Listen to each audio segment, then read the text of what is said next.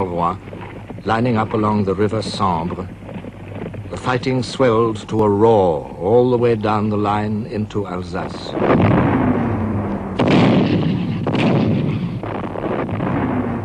And now another element was coming into play, the British Expeditionary Force. For once in British history, an army was taking the field with incredible efficiency. At all the depot towns and barracks, there was tremendous activity. 60% of these men were reservists, summoned back to the colours by telegram, by public notice, even by town crier. Uniforms and rifles were issued, kits were made up, transport was prepared. New boots were fitted to feet which had lost the feel of hard army leather. 1,800 special trains carried the British Expeditionary Force to its ports of embarkation. On one day alone, 80 trains ran into Southampton docks.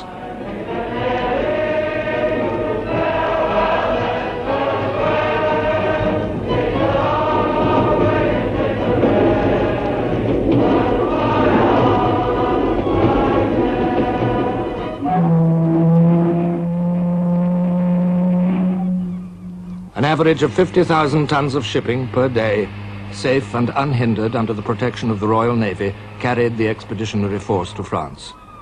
Landings began in deep secrecy on August the 7th.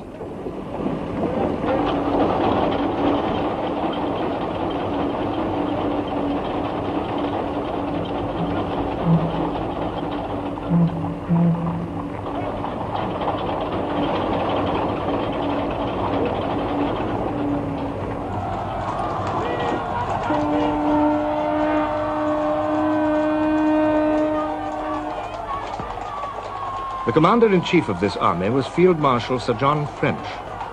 Peppery, emotional, a good cavalry tactician, but not an intellectual soldier, French's task in those closing days of August was difficult enough to tax a genius. Sir John French believed that he was about to take part in a vast Allied advance to the Rhine. Of what had happened to the French or of what the Germans were doing, he knew nothing. The first thing he had to do was to make contact with the French general on his right, General Lanzac.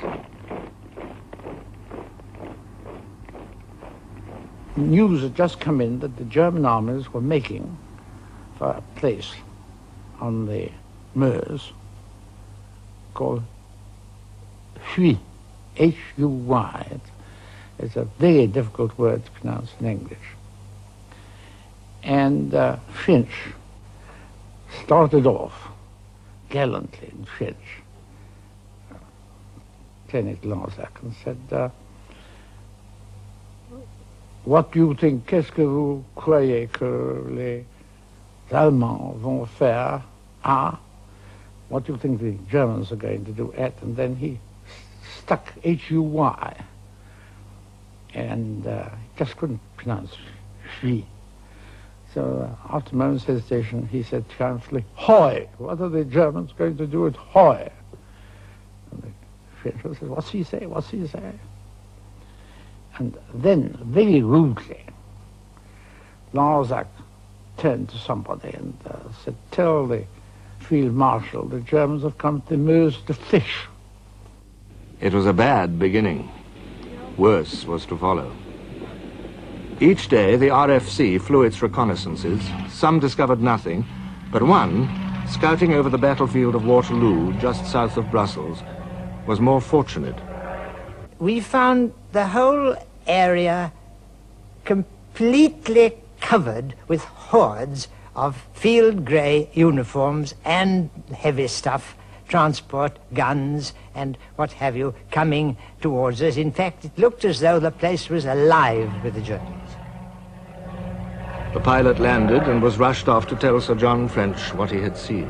And I showed him a map all marked out. He said, have you been over that area? And I said, yes, sir. And I explained what I'd seen, and they were enormously interested, and then they began reading the figures that I'd estimated, whereupon I seemed to feel that their interest faded. They seemed to look at each other and shrug their shoulders. And then French turned round to me and said, now, yes, my boy, this is terribly interesting, but tell me all about an airplane. What can you do when you're in these machines? Aren't they very dangerous? Are they very cold? Can you see anything? What do you do if your engine stops and all that sort of stuff? And I couldn't bring him back to Earth because obviously he wasn't interested. And then I again tried, and he looked at me and he said, yes, this is very interesting what you've got, but you know, our information, which of course is correct, proves that you really, I don't think you could really have seen as much as you think. Well, of course, I quite understand, you may imagine you have, but it's not the case. But the French on the right knew all about this and were falling back at the very moment when the British believed that they were advancing. It was a bad moment for Lieutenant Spears, whose duty was liaison between the two armies. I knew that the British Army was absolutely relying on this advance to complete its own movement. And the position of the British Army was extremely dangerous because we believed that a couple of German army corps were moving quite unopposed round the flank of the VEF, which was on the extreme left of the whole Allied line. Well, I, that is, a young officer, had come to tell, on my own responsibility, come to tell Sir John French that he couldn't rely on the French advance. And indeed, that if he continued advancing as he was planning to do, it was the destruction of the whole of the British Army. We were walking straight into the mouth of a trap, enormous trap.